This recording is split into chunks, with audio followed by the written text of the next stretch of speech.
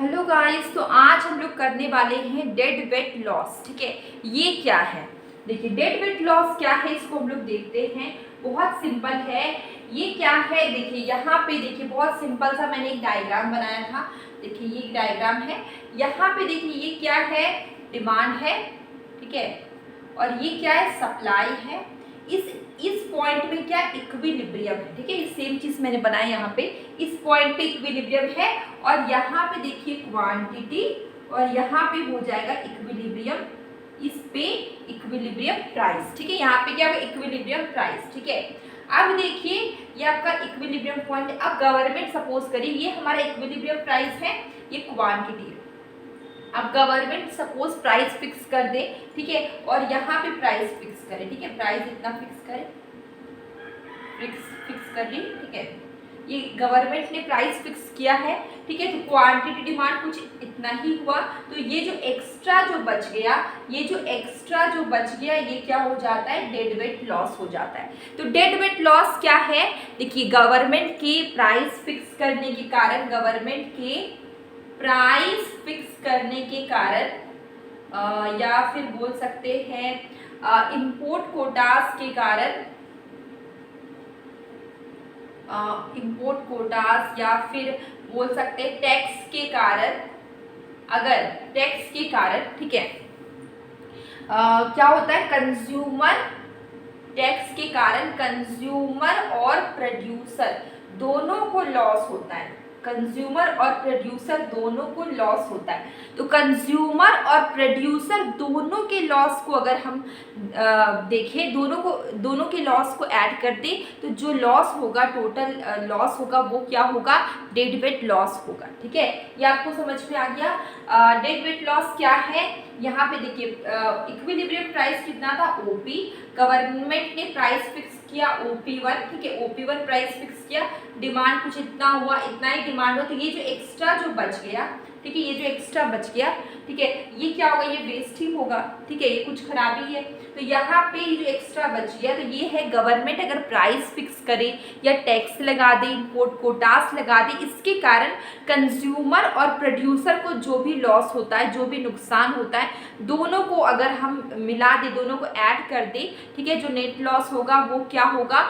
Dead weight loss होगा। ठीक है, कंज्यूमर और प्रोड्यूसर दोनों के लॉस को अगर हम ऐड कर दे, तो जो टोटल लॉस होगा वो क्या होगा? डेड वेट लॉस होगा। ठीक है, अब इसको बुक के लैंग्वेज में देखते हैं। Loss of economic efficiency. अभी मैंने बताया loss of economic efficiency that occurs when the free market outcome is not achieved. ठीक है, यहाँ पे leading to loss of total surplus. Same वही चीज लिखी हुई है, टोटल सरप्लस। कंज्यूमर और प्रोड्यूसर दोनों को मिला के जो टोटल सरप्लस, दोनों को जो लॉस हो रहा है, ठीक है, दोनों को ऐड कर देंगे तो हमारा क्या आएगा?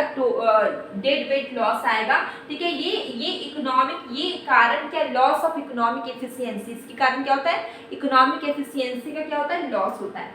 ठीक है, तो वही चीज लिखी हुई, loss of economic efficiency that occurs when the free market outcome is not achieve. Free market achieve नहीं होता है, लीडिंग टू अ, इसके कारण क्या होगा? टोटल सरप्लस में लॉस होगा। मैंने एक बड़ा डायग्राम सेम उसी का बनाया जो मैंने यहाँ पे बनाए हैं।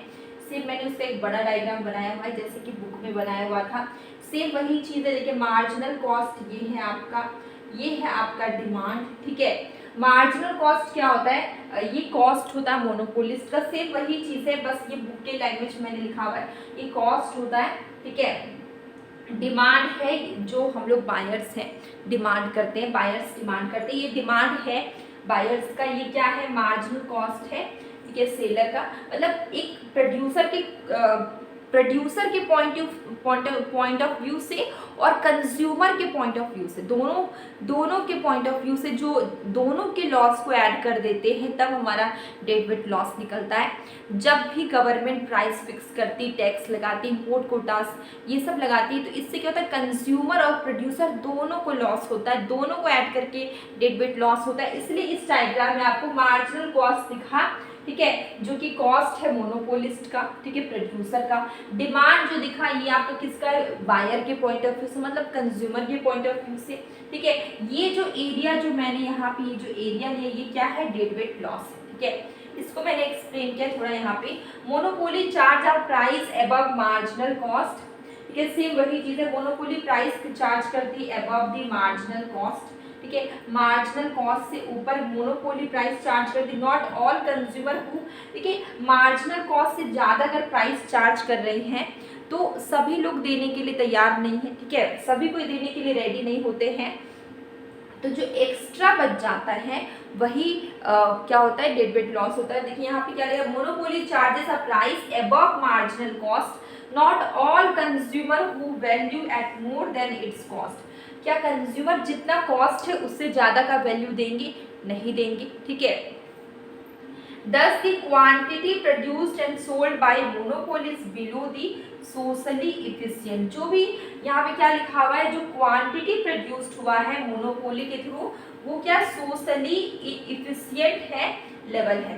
डेड वेट लॉस कौन सा एरिया होता है, ये एरिया है, ये जो एरिया है ये क्या डेड वेट लॉस है, ठीक है। The dead weight loss is represented by the area of triangle,